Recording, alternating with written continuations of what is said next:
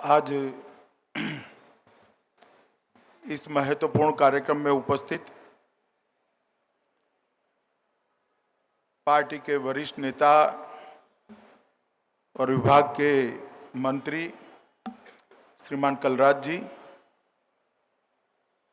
देश के पेट्रोलियम मंत्री श्रीमान धर्मेंद्र प्रधान जी, मेरे मित्र और विभाग के राज्य मंत्री श्रीमान गिरिराज जी, डॉक्टर महेश शर्मा जी, खादी और ग्राम उद्योग बोर्ड के अध्यक्ष श्रीमान सक्सेना जी, यहाँ की लोकप्रिय सांसद बहन मीनाक्षी लेखी जी, जीएमआर ग्रुप के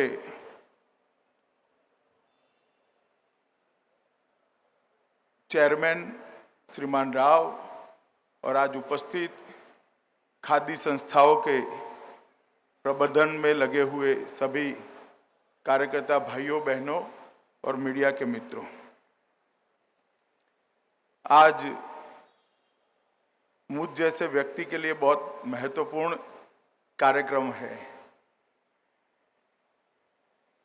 क्योंकि बचपन से मेरी माताजी ने खादी पहनने की आदत डाली थी, वो आज भी बनी हुई है।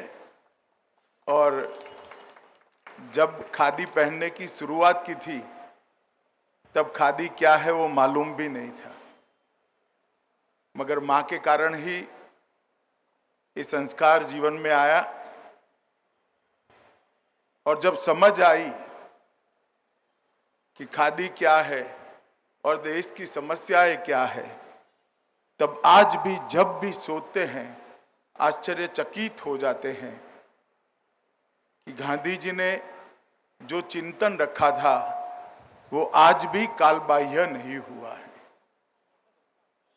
एक एटर्नल सोच है, शाश्वत सोच है, और वो सोच का नाम है खादी।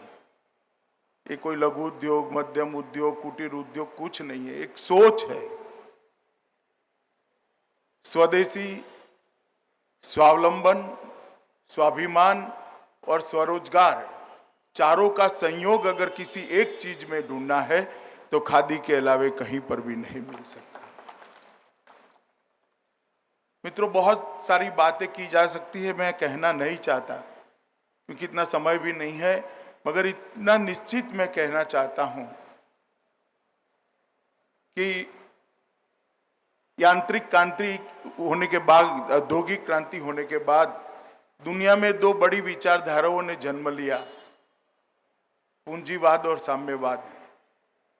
एक के केंद्र में कंपनी थी और एक के केंद्र में सरकार थी, किसी के केंद्र में व्यक्ति नहीं था। और व्यक्ति का विचार अगर कहीं पर हुआ तो एकात्म मानववाद में हुआ, और एक स्वरोजगार का नया दर्शन, नया चिंतन एकात्म मानववाद से बाहर आया। और उसी दर्शन को गांधी जी ने बड़े सरल स्वरूप से अपने जीवन में, गांधी जी का एक गुण था कि बोलने से ज्यादा वो कर में संदेश देते थे। उनका एक वाक्य है, मेरा जीवन ही मेरा संदेश है। पूरा जीवन उस व्यक्ति ने कुछ बोले बगैर 1 घंटा चरखा चलाकर एक संदेश दिया था और देश के करोड़ों गरीबों को रोजगारी देने का एक माध्यम बनाया था और आजादी के आंदोलन को भी बल दिया था। अभी एक प्रयास रेलवे मिनिस्ट्री ने किया। रेलवे की जो रिक्वायरमेंट है उसका लगभग 40% ऑर्डर उन्होंने तय किया कि खादी को देना, धीरे धीरे मिलेगा। मगर जितने भी बेडशीट्स हैं, जितने भी पिलो कवर्स हैं, वो सारे खादी के करने का एक निर्णय किया है, सिर्फ 40%। और इस निर्णय के कारण मैंने सक्सेना जी को कहा कि आप जरा गणित करिए, इस निर्णय के कारण कितनी रोजगारी मिलेगी, कितनी ज्यादा रोजगारी मिलेगी। खादी अभी जो दे रही है उससे ज्यादा, तो 17 लाख मानव दिन का रोजगारी का सृजन खाली रेलवे के एक ऑर्डर के कारण होता है। सरकार अपने अलग अलग विभागों में, अलग अलग जगहों पे प्रधानमंत्री की प्रेरणा से काम कर रही है, मगर मित्रों आज यहां जो प्रसार माध्यम के लोग हैं उनके माध्यम से मैं कहना चाहता हूं कि जो भी लोग संपन्न है, अगर इतना तय कर ले कि एक साल में 5,000 रुपया की खादी खरीदना है तो देश में बेकारी न रहे, ऐसा मेरा निश्चित मानना है। सिर्फ 5,000 रुपये की खादी, चाहे आप तौलिया खरीदो, चाहे हैंडकरचिप खरीदिए, चाहे चद्दर खरीद लीजिए, चाहे पिलो कवर खरीद लीजिए,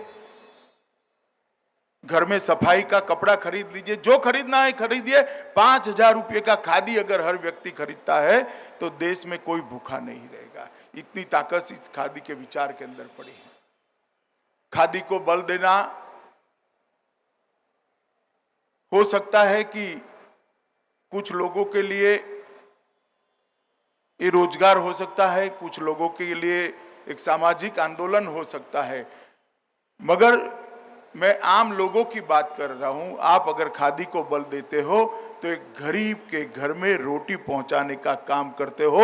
इतनी संवेदना से खादी को बल देना चाहिए।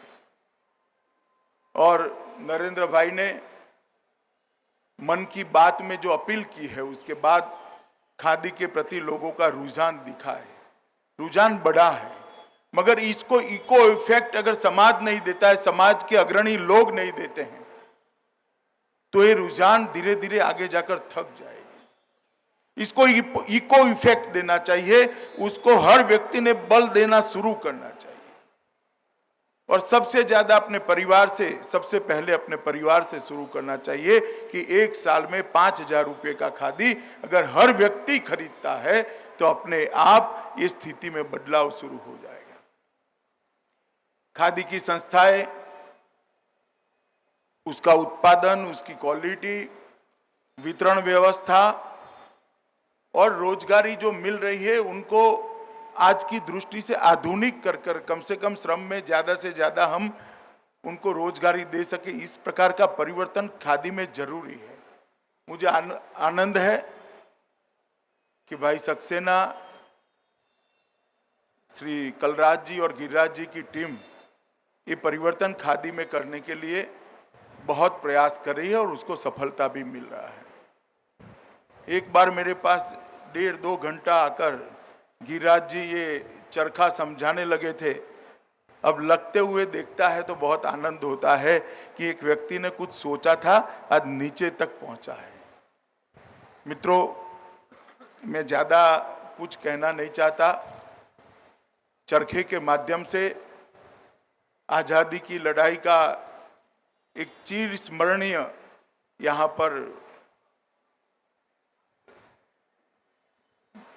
स्मृति तो बनेगी ही, मगर आज के सांप्रत जमाने में खादी आज भी रिलेवेंट है, आज भी प्रासंगिक है। इसका संदेश भी ये चरखे से जाएगा। ये चरखा लगाने का जो विचार मोदी जी का था और सक्सेना जी ने उसको जमीन पर उतारा है। खादी ग्राम उद्योग बोर्ड और सरकार के दोनों मंत्रियों को मैं हृदय से साधुवाद देता हूं और आशा करता हूं कि हम सभी लोग खादी के प्रमोशन में सहायता करेंगे। खादी ग्राम उद्योग बोर्ड ये पूरी खादी की प्रक्रिया, मतलब चरखे से लेकर मार्केटिंग तक की, उसको आधुनिक बनाने में, वैज्ञानिक बनाने में जुटा है। ईश्वर इनके प्रयास को भी सफल बनाए, ऐसी मैं ईश्वर प्रार्थना कर मेरी बात को समाप्त करता हूं। वंदे मातरम।